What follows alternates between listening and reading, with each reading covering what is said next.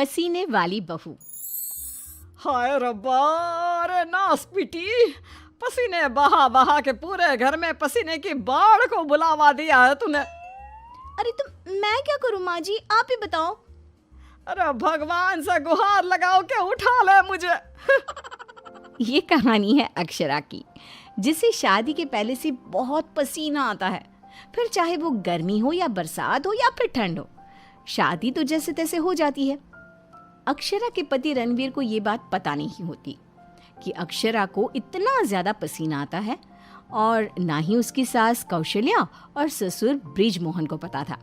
लेकिन वक्त के साथ साथ कुछ ही दिनों में अक्षरा के पसीने से सभी को काफी दिक्कत होने लगती है। तो चलिए होते हैं रूबरू इस पसीने वाली बहू से। बहू, अरे ओ अक्षरा बहू, कहाँ मर गई? क्या हुआ माँ जी, बोलिए।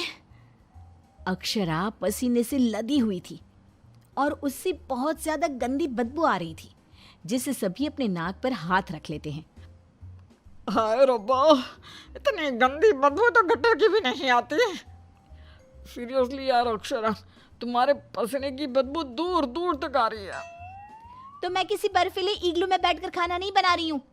इतनी गर्मी है, 2 मिनट गैस के सामने खड़े रहो तो पूरा पसीने से नहा लेते हो आप। इतनी भयंकर गर्मी है, अगर इतनी प्रॉब्लम है तो लगा लो ना रसोई में भी एसी। हाँ हाँ लगा लेते हैं। वैसे भी तेरे मायके वालों ने हमें ट्रक भर के नोटों की गड्डी जो दी है, हैं? क्या बात करती है। मैं भी चूल्हा चौका कर चुकी हूँ, लेकिन इतना पसीना मुझे तो कभी नहीं आया।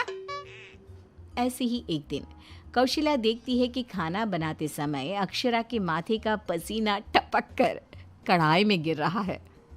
हाय रब्बा, अरे करम जलियों की महारानी, ये देख, देखिए तेरे पसीने की टंकी का लीकेज बह के अब हमारे खाने में भी टपक रहा है। अब अपना खारा पानी तू नमक के तौर पर इस्तेमाल करेगी क्या हमारे खाने में? माँ जी, मैंने जानबूझकर नहीं किया है। और रही बात पसीने की टपकने की, तो इसी बहाने ये घट्टी की सब्जी ना और भी नमकीन और स्वादिष्ट हो जाएगी मेरे पसीने की मिलावट से। छी छी छी छी, मैं जा रही हूँ बाथरूम, क्योंकि मुझे तो तेरी बातों को सुनकर और ये खाना देखकर ही उल्टी आ रही है। आज तू कुछ नहीं पकाएगी। आज हम तीनों तुझे छोड़कर बसंत भोजनालय चले जाएंगे। तू अकेले ही चखते बैठ अपने पसीने से भरे हुए ये व्यंजन।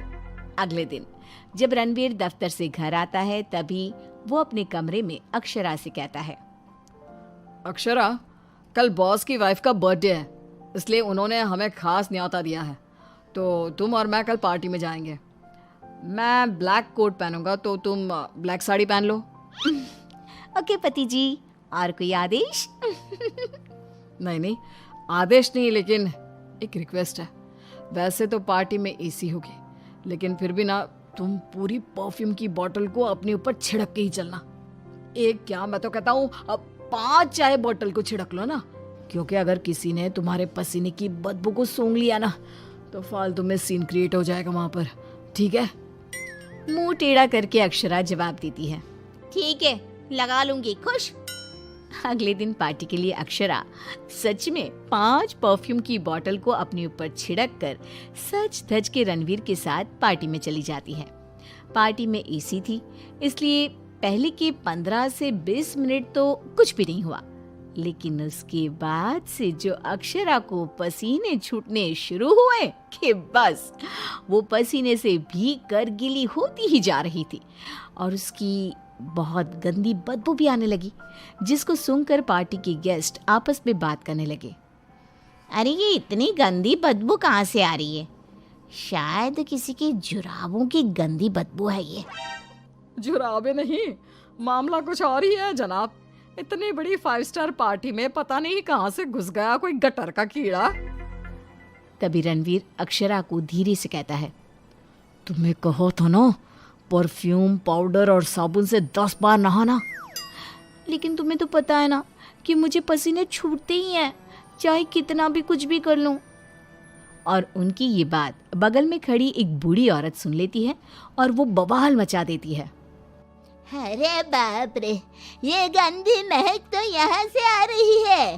रणवीर की बीवी से देखो तो पूरे कपड़े भीग गए इसके पसीने से। सभी रणवीर और अक्षरा पर बहुत हंसते हैं। रणवीर घर जाने के बाद अक्षरा को खूब डांटता है। मिला देना पानी में मेरी पूरी मेहनत से कमाई हुई इज्जत।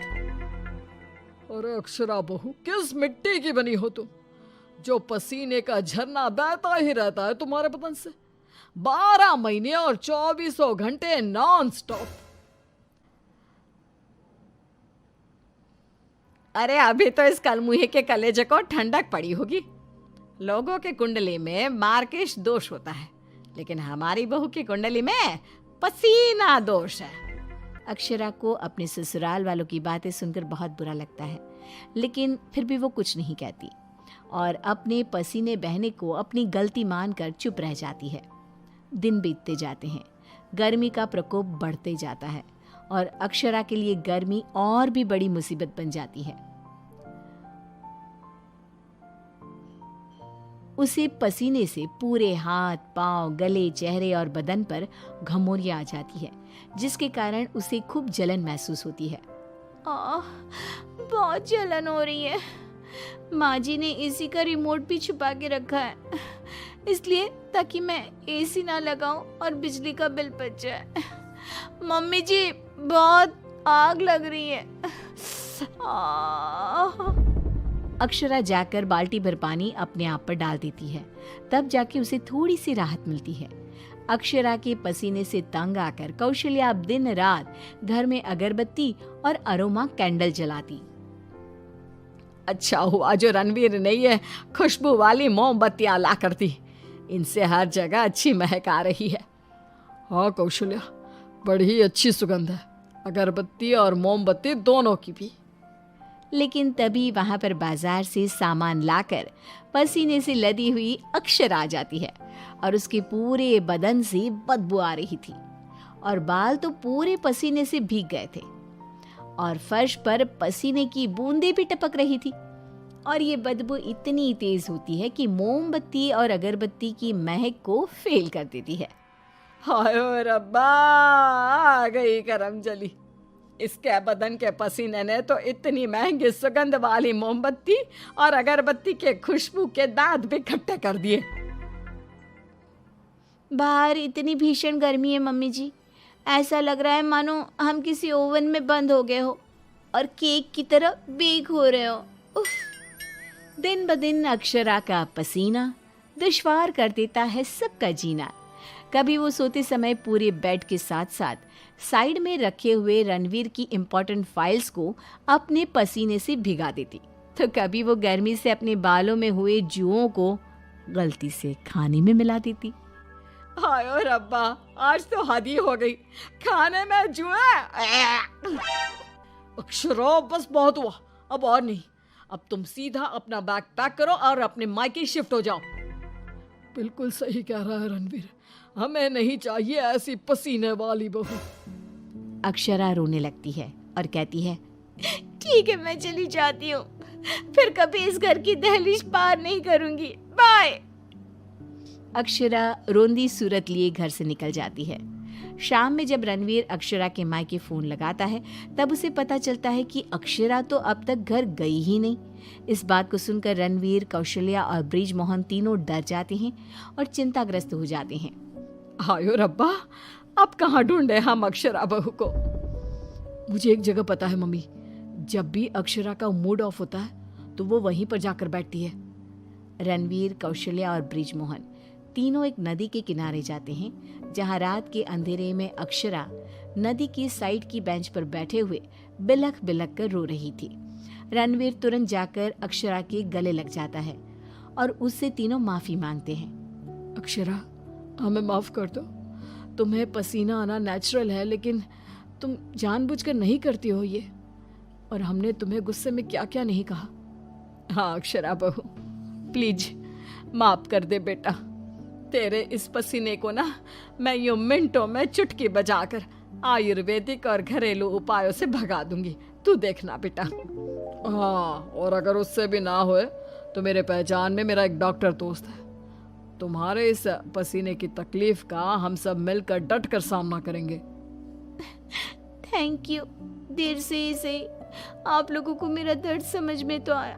मैं बहुत लकी हूँ कि मुझे आप जैसे ससुराल वाले मिले। इस तरह ससुराल वाले आयुर्वेदिक उपायों से अक्षरा के पसीने की तकलीफ को मिटा देते हैं और अब उसे मामूली पसीना ही आता है और वो एक सुखी और चैन भरी जिंदगी बिताने लगती है।